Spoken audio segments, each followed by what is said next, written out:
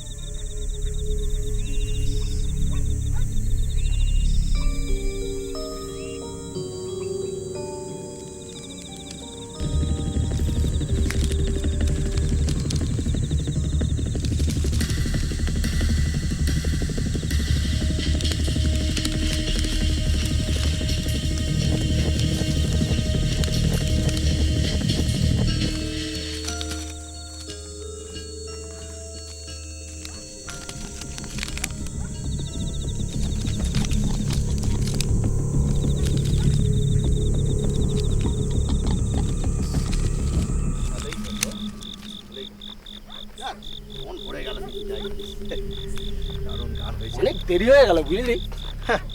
তোর জন্যই তো। আমি আবার কি করলাম? ও বাবা, ওই যে জলসাতে পুরো গান শুনতে হবে, দেরি করে বাড়ি ফিরছিস, আর কুকুরের তারাও খেতে হচ্ছে তোকে। এই শুনলে চেঁচামেচি শব্দ শুনতে পাচ্ছিস? ছাড় না, কে বা কারা চিল্লাচ্ছে, চল। না রে, রচনা বৌদিদের ওদিক থেকেই আওয়াজটা আসছে। রচনা বৌদি? হ্যাঁ তাই তো, শোনো একবার গিয়ে দেখি। হ্যাঁ হ্যাঁ হ্যাঁ, চল তো দেখি, চল।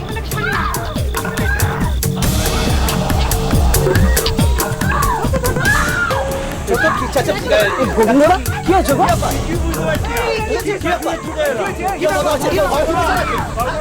বৌদি বৌদি বৌদি, দরজাটা খুলুন। বৌদি বৌদি,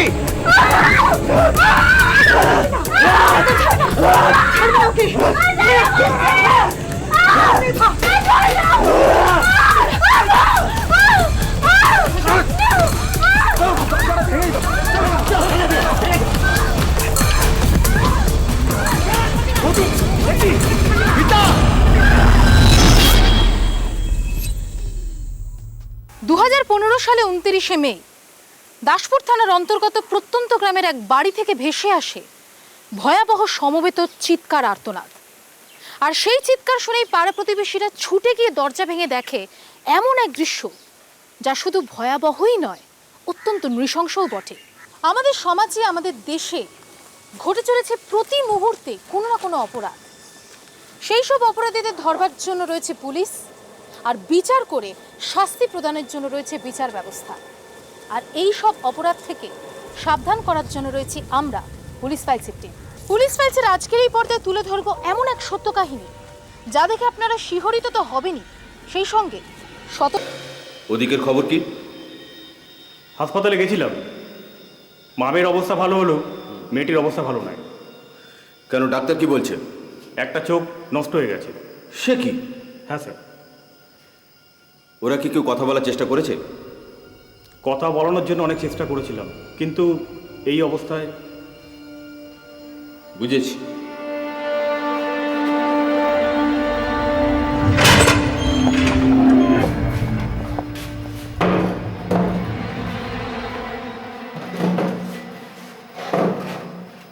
সালাম সাহেব, তুই যা কাণ্ডটা করেছিস, মরে গেলে তো ভালোই হতো। ও বেঁচে গেলেও সারা জীবনের মতো ওর মনটা মরে যাবে। সেটা তাহলে ভালোই হলো স্যার। কি? হ্যাঁ, মরে গেলে তো ল্যাটা চুকেই যেত। আগে তো ভাবিনি। বলে না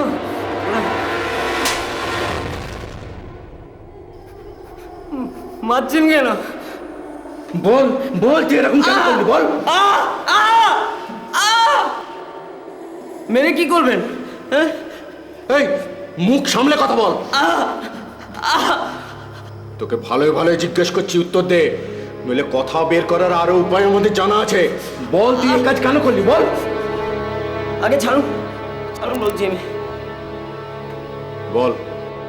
কে এই যুবক যাকে এতক্ষণ ধরে জেরা করছিল দাসপুর থানার এই দুই অফিসার? সে কি এমন অপরাধ করেছিল যার জন্য তাকে আটকে রাখা হয়েছে লকআপে? তাহলে কি 29 মে 2015 সালে দাসপুরের প্রত্যন্ত গ্রামে ঘটে যাওয়া ভয়াবহ ঘটনার সঙ্গে এই যুবকের কি কোনো সম্পর্ক আছে? আমাদের পৃথিবীটা বড়ই অদ্ভুত। জীবন মানেই জীবন সংগ্রাম, আর সংগ্রাম মানেই প্রতিটা পদে পদে ঠোক্কর আর অনিশ্চয়তা। তবু মানুষ লড়াই করে, বেঁচে থাকার স্বপ্ন দেখে, কিন্তু মানুষরা ভাবে তা কখনোই সত্যি হয় না। ঠিক তেমনি যা ঘটে তা মানুষ কোনোদিনও ভেবে দেখে না। দাসপুর কাণ্ডের চিত্ররূপ আপনাদের সামনে তুলে ধরবো, কিন্তু তার আগে আমরা আপনাদেরকে বলবো আজকের এই কাহিনী এমন এক সত্য কাহিনী যার প্রতিটা পদে পদে আছে সংগ্রাম, অনিশ্চয়তা আর লোভ লালসা। আমাদের এই পর্ব কোনো বিনোদনের জন্য নয়, আপনাদের সতর্ক করার জন্য। তাই পুলিশ ফাইলসের আজকের এই পর্বটি পুরোটা মন দিয়ে দেখুন। আরে এই ভাই, লাফাচ্ছিস কেন? পড়ে যাবি তো। হনুমান নাকি তুই? হনুমান? মা, মা শুনলে ভাই আমার হনুমান বললো। বেশ করেছি, তুই তো আগে আমাকে হনুমান বললি। তুই তো হনুমানের মতো লাফাচ্ছিলি, তাই বলেছি। মা, তুমি ওকে কিছু বলছো না কেন? বজ্জাতি হচ্ছে। তুমি কান ধরছো কেন? কেন, কি হবে ধরলে? তুমি কি দিদিমণি যে কান টানবে? ওরে বাবা, ছেলে আমার কি পাকা হয়েছে। মা, স্কুলে দেরি হয়ে যাচ্ছে, দাও। ও হ্যাঁ হ্যাঁ,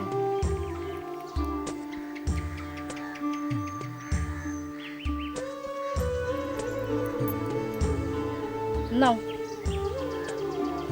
আর হ্যাঁ, বেশি রোদ লাগাবে না, হুড়োহুড়ি করবে না। আচ্ছা চল ভাই, চল। সাবধানে যাবি। দুর্গা দুর্গা। রচনা বেরা দাসপুরের প্রত্যন্ত গ্রামে ছেলে অর্ক ও মেয়ে মিতাকে নিয়ে তার ছোট্ট সংসার। স্বামী বাইরে কর্মরত, তাই সংসারের জোয়াল একাই টানতে হয়।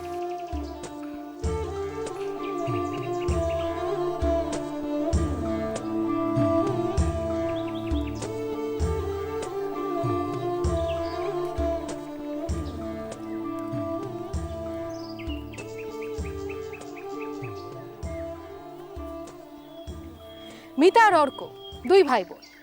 রচনার দুই সন্তান। অর্ক খুব দুষ্টু হলেও মিতা কিন্তু লেখাপড়ায় বেশ মেধাবী ছিল।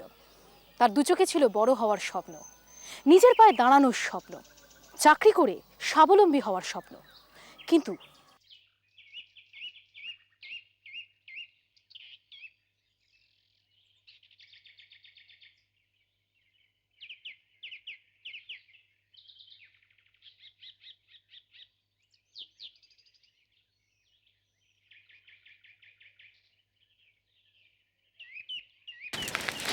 গুরু, এসে গেছি। গাদা গোদাগার। এই তোর না আমাকে বাস স্ট্যান্ডে আনতে যাওয়ার কথা ছিল আমাকে। একটু দেরি হয়ে গেল গুরু। একটু? কি করব, বাবার পেটটা খারাপ, সকাল থেকে 12-14 বার হয়ে গেছে, ওষুধ কিনতে গিয়েছিলাম।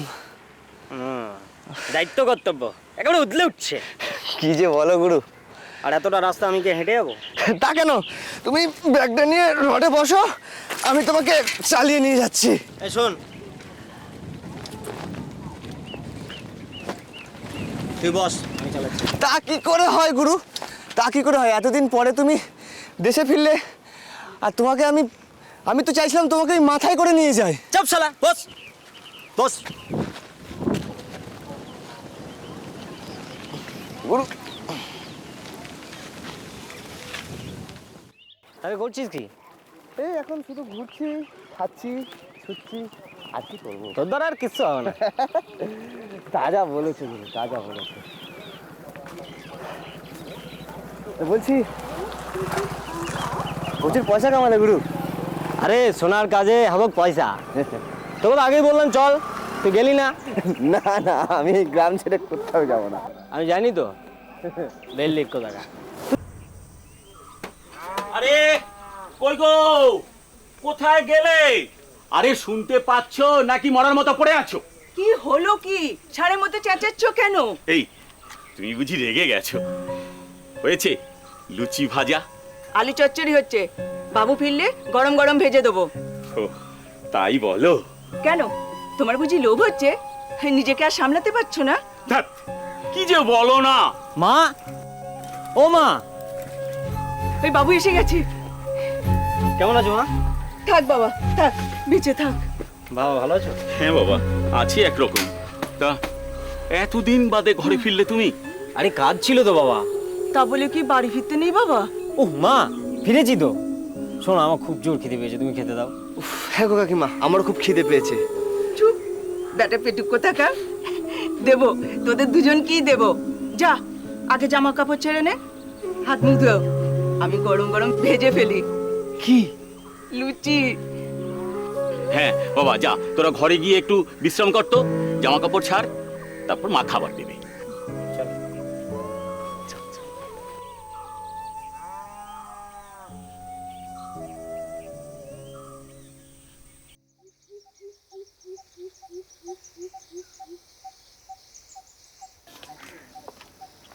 বাবা, বলো। এই পিন্টু কেমন খাবা খাব লুচি ছাটাচ্ছিল? বাবু, কি হলো? কারো খাওয়া নিয়ে বলতে নেই। মা, ওটাকে খাওয়া বলে না, ওটাকে গেলা বলে। এই শোন, বাজে কথা ছেড়ে এবার কাজের কথায় আয়। বলো শুনি।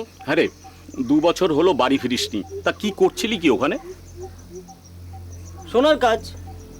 সত্যি বলছিস? না, আমি মিথ্যে বলছি, যত সব। টাকা পাস?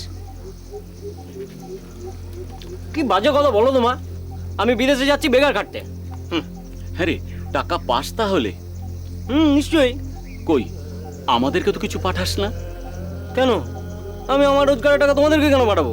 আরে বাবা, আমরা এখন বুড়ো হয়েছি রে, আর তুই এখন বড় হয়েছিস, আর তোর রোজগারের টাকাতেই তো আমাদের চলবে নাকি? বাজে বকো না বাবা, আমি তোরাই তোমাদের জন্য রোজগার করি। তোর বাবার রোজগার যতদিন ছিল ততদিন আমরা তোকে কিচ্ছু বলিনি, কিন্তু এখন সংসারে হাল না ধরলে। মা,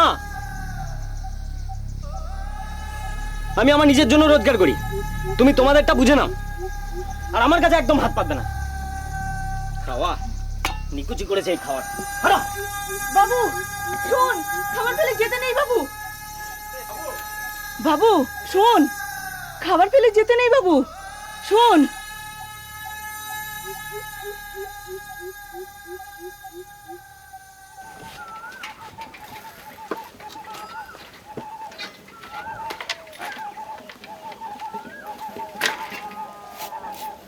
কাকা একটা চা দাও তো।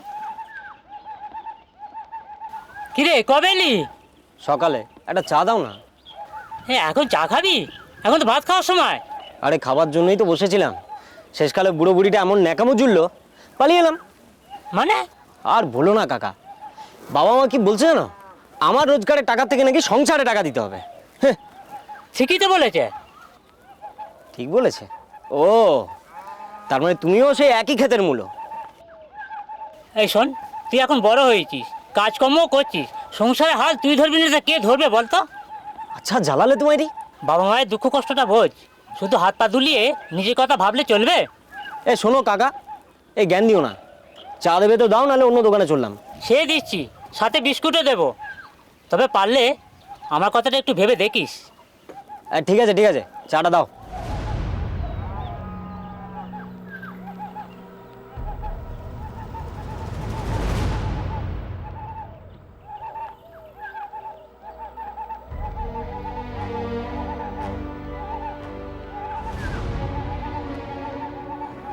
কাকা, তুমি চাটা রেডি করো, আমি এক্ষুনি আসছি। কি গো, কোথায় যাচ্ছ? আপনি? আমি রামমোহন, এগাই থাকি। চ পুষ্পা।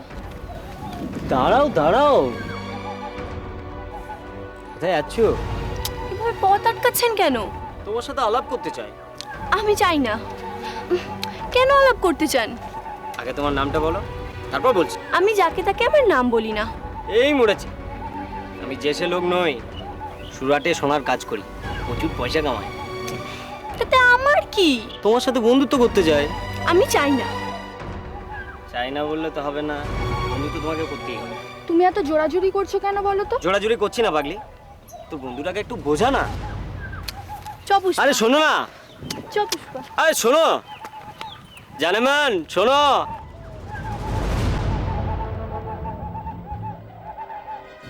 এই এই এই কি হচ্ছে কি? তুমি জোয়ান বয়সে যা করতে কাকা, আরে বাজে কথা বলিস না, মেয়েটা খুব ভালো মেয়ে। তার জন্য তো আমার খুব পছন্দ। তোর থেকে কত ছোট জানিস? কাকা, যত কচি তত মজা। বুঝেছি, তোর জিভ একবারে লক লক করছে।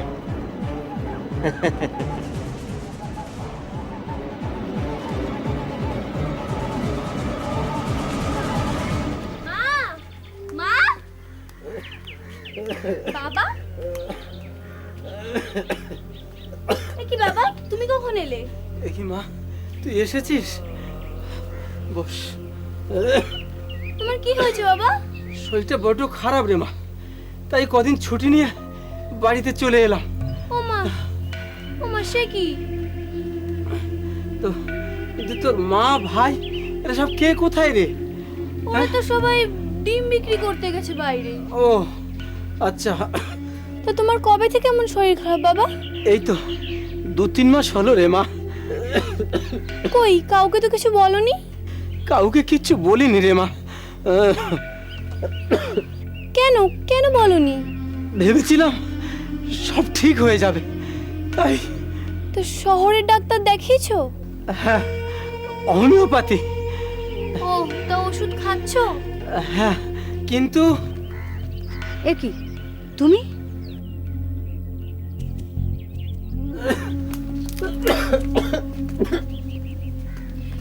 দেখো না, বাবার শরীরটা খারাপ, তাই ফিরে এসছে। শরীরটা বড্ড খারাপ। কই, কিছু খবর দাওনি তো? আসলে বাবা ভেবেছিল সব সেরে যাবে, তাই কাউকে কিছু বলেনি। হ্যাঁ, তোমরা সবাই ভালো আছো তো? ওসব কথা পরে হবে, এখন চলো তো, ভেতরে চলো, শোবে চলো। ব্যাগটা নাও। বাবু, ব্যাগটা নিয়ে আয়।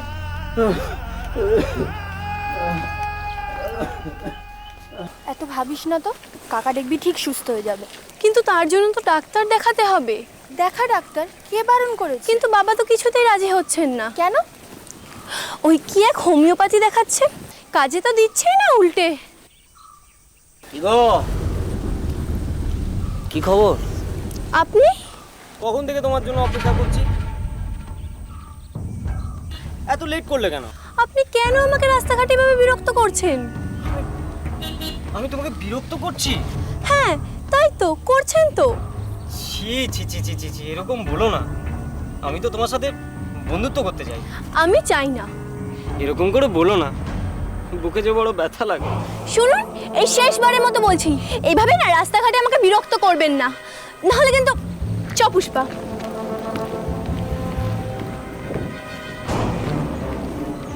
তোমার ধমকিকে আমি ভয় পাই না খুকি। এই তো সবে শুরু করেছি, আগে আগে দেখো কি করতে পারি আমি।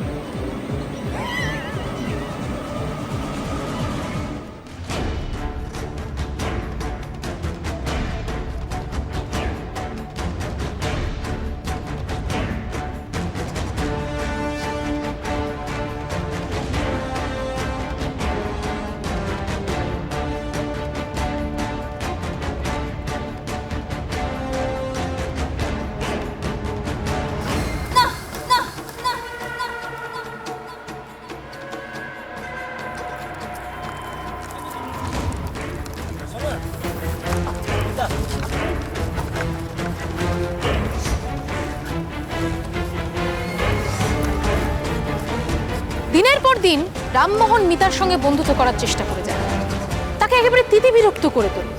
আর মিতাও সমানে প্রাণপণে প্রত্যাখ্যান করে যায়। এদিকে মিতার বাবা রঞ্জন আরো অসুস্থ হয়ে পড়ে। তুমি কেন এইভাবে আমার জীবনটাকে অতিষ্ঠ করে দিচ্ছ? চাপ বাবা, আমি আবার কি করলাম তোমাকে? তোমার জন্য আমি শান্তিতে চলাফেরা করতে পারছি না, দুদণ্ড নিশ্চিন্তে ঘুমাতে পারছি না, খেতে পারছি না। আরে সে তো হবেই, তুমি যে আমাকে ভালোবেসে ফেলেছো। এই শোনো, একদম বাজে কথা বলবে না। হ্যাঁ, প্রেমে পড়লে এরকমই হয়। তুমি ভুল ভাবছো, আমি তোমাকে মোটেই ভালোবাসি না। কিন্তু আমি তো তোমাকে ভালোবাসি। তাতে আমার কি? এই দেখো, তুমি জীবনে কাউকে না কাউকে তো বিয়ে করবে। এইসব প্রেম ভালোবাসা বিয়ে নিয়ে না আমি মোটেই ভাবি না, বুঝেছো? কেন? এসব ভাবা পাপ বুঝি? হ্যাঁ, অন্তত এই বয়সে পাপ।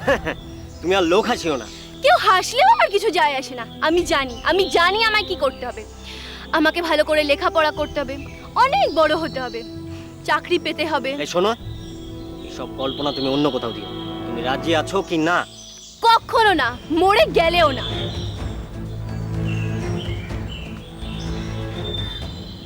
বেশি পাকা মেয়ে।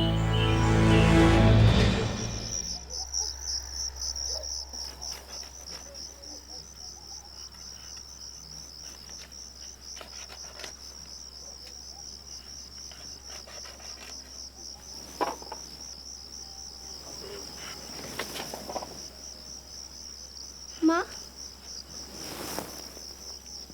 কিরে পড়া ছেড়ে উঠে এলি? কিরে কি হয়েছে? মা একটা কথা বলবো? বল না। তুমি আমায় ভুল বুঝবে না তো? কি হয়েছে বলতো? কই আগে তো কোনদিন এরকম কথা বলিসনি। মা, একটা ছেলে কি? একটা ছেলে আদা জল খেয়ে আমার পিছনে পড়ে আছে। কোন ছেলে? রামমোহন, ওই পূর্ব পাড়ায় থাকে। ওই লুচ্চাটা? হ্যাঁ, দিন রাত উঠতে বসতে আমাকে জ্বালিয়ে খাচ্ছে। কতদিন ধরে চলছে এসব? 1.5 মাস। এতদিন বলিসনি কেন? ভেবেছিলাম ওকে পাত্তা না দিলে হয়তো ও সরে যাবে, কিন্তু সর্বনাশ। মা তুমি বিশ্বাস করো, আমার কোনো দোষ নেই। সে আমি জানি মা, কিন্তু আমার খুব ভাবনা হচ্ছে যদি তোর পা পিছলে যায়। এরকম বলো না। এই বয়সটা খারাপ মা, কতদিন তোর মাথা ঠিক থাকবে বলতো? আমি পারবো মা, আমি পারবো। তোকে পড়াশুনো করে অনেক অনেক বড় হতে হবে, চাকরি পেতে হবে। এসব করলে জীবন ছারখার হয়ে যাবে মা। তুমি ভয় পেও না মা, আমি ওকে না করে দিয়েছি। সত্যি বলছিস তো? সত্যি মা, সত্যি। আজ আমি ওকে ভালো করে বুঝিয়ে দিয়েছি, যদি লজ্জা থাকে তাহলে আর আমার পিছনে আসবে না। তাই যেন হয়।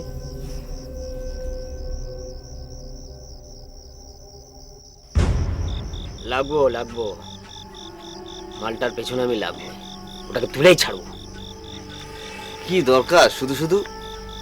এই শুধু শুধু কি রে? আমি কি এখানে ছেলে খেলা করছি নাকি?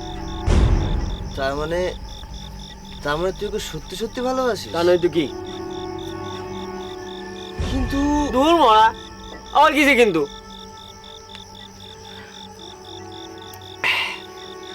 কিন্তু কিন্তু মেয়েটা তো কিছুতে রাজি হচ্ছে না রে। হবে ঠিক হবে। তুই কি করে জানলি? শোন, প্রথমে মেয়েরা না ওরকম একটু গাঁই গুই করে, তারপর সব লাইনে চলে আসে। শোন রামমোহন, যতদূর আমি মেয়েটাকে চিনি, মেয়েটা কিন্তু খুব শক্ত মাটি। বলছিস? হ্যাঁ রে ভাই। হ্যাঁ, তাহলে তুই এতদিন তোর বন্ধু রামমোহনকে কিচ্ছু চিনলি না। কি? এবার শুধু দেখ আমি ওকে কি করে রাজি করাই।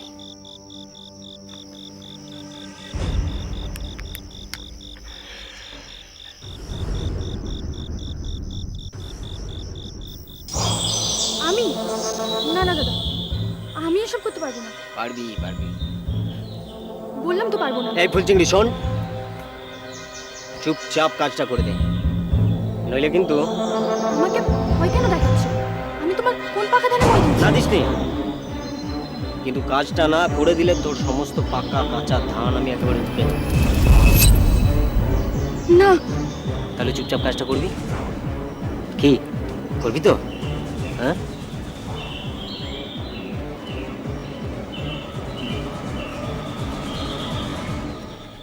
না, কখনো না। ওই উচ্চিংড়িটার ফাঁদে আমি কিছুতেই পা দেবো না। এরকম কেন করছিস বলতো? ছেলেটা তো আর খারাপ না, রোজগার পাতি তো করে। এই শোন, তুই কেন হঠাৎ তোর হয়ে গান গাইতে এলি বলতো? না মানে পুষ্পা, তুই আমার ছোটবেলাকার বন্ধু, আমি তোকে চোখ বন্ধ করে বিশ্বাস করি, আর তুই কিনা শেষ পর্যন্ত আমায় ভুল বুঝিস না মিতা। শোন, আমার যা বোঝার বোঝা হয়ে গেছে। এর জন্যই বলে মেয়েরা মেয়েদের সবচেয়ে বড় শত্রু। কি যে বলছিস তুই? ঠিকই বলেছি। আসলে ও আমায় ভয় দেখিয়েছিল। শোন, ফাঁকা কলসির আওয়াজ না সবসময় বেশিই হয়, ভয় দেখালেই হলো। তুই আমায় ভুল বুঝিস না, দয়া করে বন্ধুত্বটা ভেঙে দিস না। আচ্ছা, দেব না, কিন্তু তোকে আমার একটা কাজ করে দিতে হবে। কি? কিছুই না, তুই শুধু ওকে গিয়ে বলবি মিতা আর যাই হোক মন ভোলানো ছেলে খেলার ফাঁদে পা দেওয়ার মেয়েই নয় ও।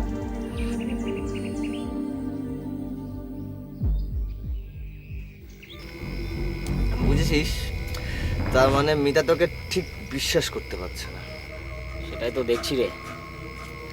কি মুশকিল বলতো? মুশকিল তো বটে। তুই এক কাজ কর। কি? তুই হাত কেটে ওর নাম লিখে ওকে দেখা, ও ঠিক বিশ্বাস করবে। ধর, এইসব সস্তার কাজ আমি করি না। তাহলে আমি ওকে বিশ্বাস করানোর জন্য না একটা উপহার দেব। হ্যাঁ, উপহার, যে উপহার পেলে না সমস্ত মেয়ের হৃদয় একেবারে ভরে ওঠে। উপহার? হ্যাঁ মিতা, অনেক ভেবেচিন্তে আমি এনেছি তোমার জন্য। কিন্তু কিন্তু আমি তো নেব না। কেন? কেন নেব? তুমি আমার কে হও যে তোমার থেকে আমি উপহার নেব? আচ্ছা, কি এনেছি সেটা তো একবার দেখো, তারপর না হয় বিচার করবে। না, কোনো দরকার নেই। চ পুষ্পা। মিতা মিতা মিতা মিতা,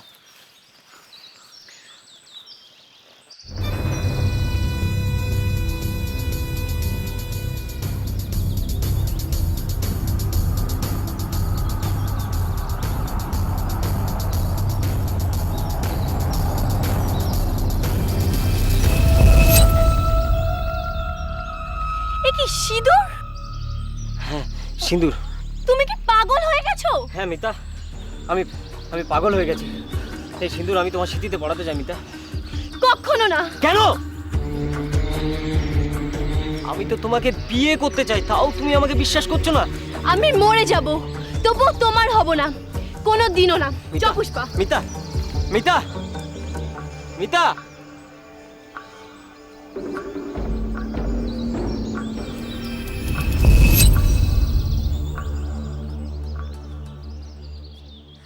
খুবই চমকপ্রদভাবে মিতার বিশ্বাস ও হৃদয় জয় করার জন্য উপহার স্বরূপ এক কৌটো সিঁদুর নিয়ে হাজির হয় রামমোহন।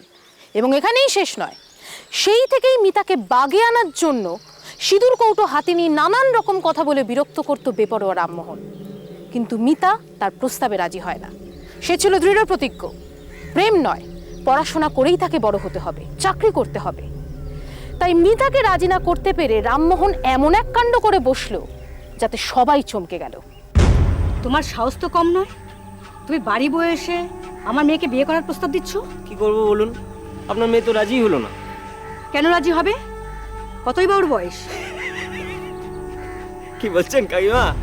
আমাদের ঠাকুমাদের আমলে না আপনার মেয়ের বয়সী মেয়েদের দুটো করে ছানাপোনা হয়ে যেত, আর আপনি অসভ্য। যা বাবা, সত্যিটা বলতে পারবো না। এই শোনো, অনেক মাদ্রামি হয়েছে, তুমি আমার মেয়ের পিছন ছাড়বে কি না? কাকিমা, আমি আপনার মেয়ের সামনে থাকতে চাই, ওকে মালা পরাতে চাই। কখনো না। কেন আপত্তি করছেন কাকিমা? চাল নেই, চুলো নেই, নেই কোনো বংশের ঠিক, তোমাকে জামাই করবো আমরা ভাবলে কি করি? কাকিমা, আমি সুরাটে থাকি, সোনার কাজ করি, প্রচুর পয়সা কামাই। আর তুমি যে মদ গাঁজা মেয়ে মানুষের ডুবে থাকো, সে খবর আমার কাছে আছে। সেটা চেপে যাচ্ছ কেন?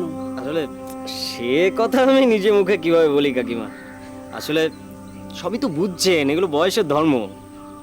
নির্লজ্জ, একেবারে ছেলেটা নির্লজ্জ। সে যাই হোক, বিয়েটা কবে দিচ্ছেন? সারা জীবন মেয়েকে ঘরে বসে রাখবো, দরকারে বট গাছের সঙ্গে বিয়ে দেব, তবু তোমার মতো ছেলের সঙ্গে কখনো বিয়ে দেব না, মরে গেলেও না।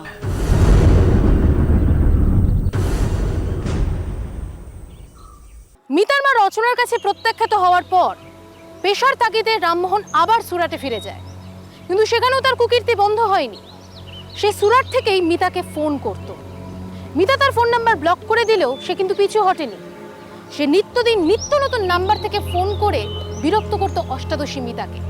আর এরপরেই ঘটে যায় এমন একটি ঘটনা যা এই সত্য কাহিনীর মোড় সম্পূর্ণ ঘুরিয়ে দেয়। হ্যাঁ মানে তোমরা যা শুনেছো তা অক্ষরে অক্ষরে সত্যি। রামমোহন রঞ্জনদার মেয়ের পেছনে লাইন মারছে। হারামজাদা! আমাকে কিস্তি করছো কেন? আমি কি করলাম? কেন কেন তুই ওকে আটকালি না? আমি ওকে কি করে আটকাবো? ও কি আমার কথা থোড়ি না শোনে? ছি ছি ছি, এই গায়ে আর বাঁচতে দেবে না দেখছি। যা বলেছো আর কি। সুরাত থেকে ফিরলে আবার ওকে বলো না জানো যে সব কথা আমার মুখ থেকেই শুনেছো। কেন কেন তোর এত ভয়? বাবা, ও যে মারকুটে।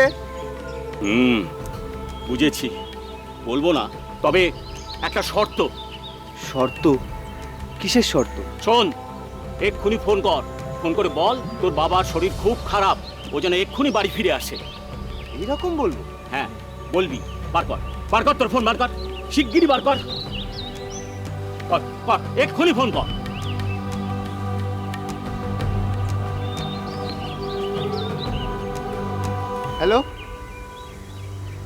হ্যালো কে রামমোহন?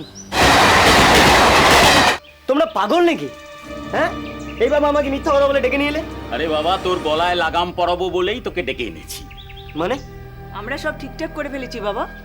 কিসে ঠিকঠাক? তোর জন্য মেয়ে দেখেছি আমরা। কি?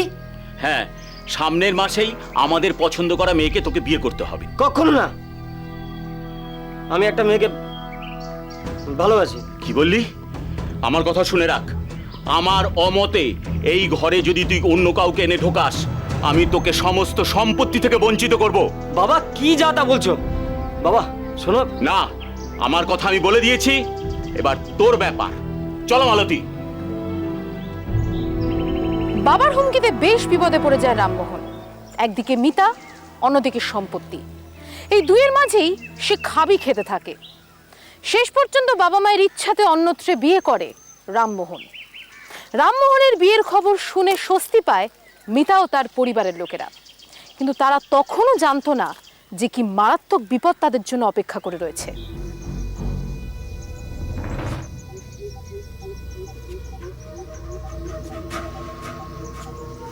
চা।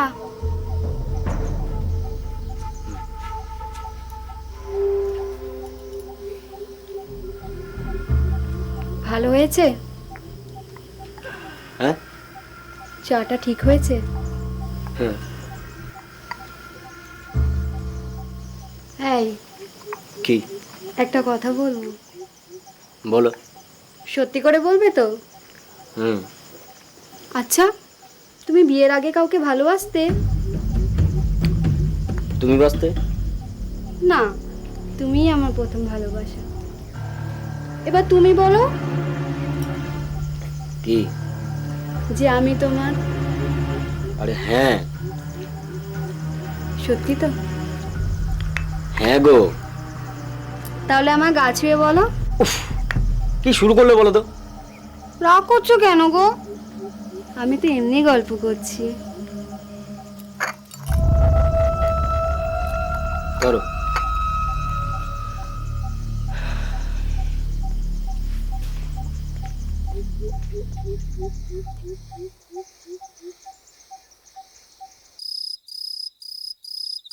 এই, কি গো? হুম। শোনো না, আমি কি সত্যি তোমার প্রথম ভালোবাসা? কাল তো একবার বললাম। না, এখন আর একবার নিজে মুখে বলো যে আমি তোমার প্রথম ভালোবাসা। হুম। বলবে না তো? দূর, বড্ড বেরুশিক তুমি। আসলে কি? একজন ছিল জানো আমার জীবনে, কে? একটি মেয়ে।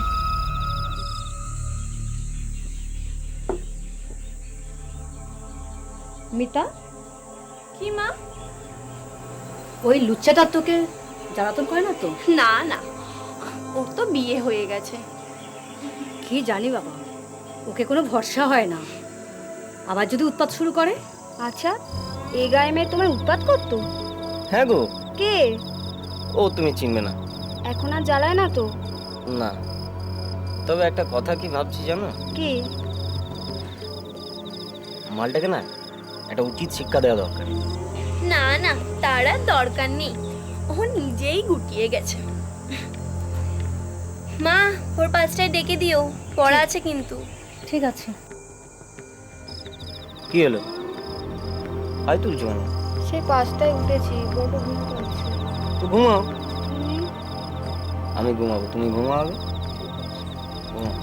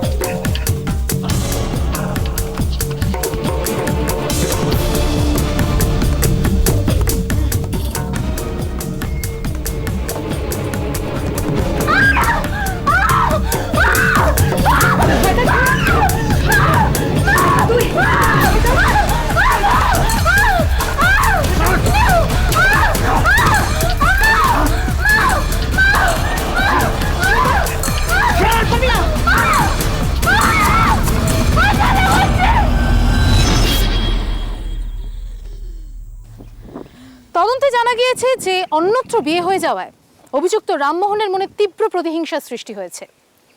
সে ভেবেছিল যে সে যখন মিতাকে পায়নি তখন অন্য কাউকেও সে মিতাকে পেতে দেবে না, তাই সেখান থেকেই এই ঘৃণ্য অপরাধের সূত্রপাত।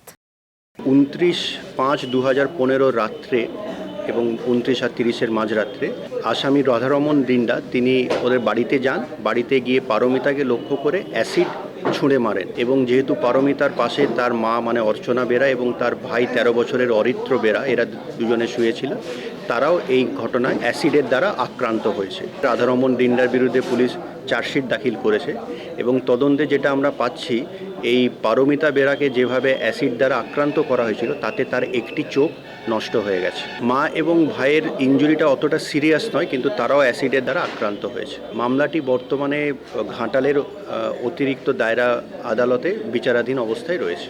মিতা প্রাণে বেঁচে গেলেও তার একটা চোখ সারা জীবনের মতো নষ্ট হয়ে গেছে, আর আদালতে মামলা চলাকালীন তার অসুস্থ বাবারও মৃত্যু হয়েছে। এক কথায় বলা যেতেই পারে যে হঠাৎ করেই এই পরিবারের ওপর আকাশ ভেঙে পড়েছে। আমরা পুলিশ ফাইলসের টিম সর্বতোভাবে মিতা ও তার পরিবারের সাথে আছি, পাশে আছি, আর অভিযুক্ত রামমোহনের বিরুদ্ধে দৃপ্ত কণ্ঠে কঠোর শাস্তির দাবিও জানাচ্ছি। খবরের কাগজে সবটা লেখা থাকে না, কিন্তু সেই সবটাই তুলে ধরে শুধুমাত্র পুলিশ ফাইলস। আজকের মতো এ পর্যন্তই। আপনাদের সঙ্গে দেখা হবে আগামী পর্বে। ততক্ষণ ভালো থাকুন, সাবধানে থাকুন, আর অবশ্যই সদা সতর্ক থাকুন, আর দেখতে থাকুন পুলিশ ফাইলস।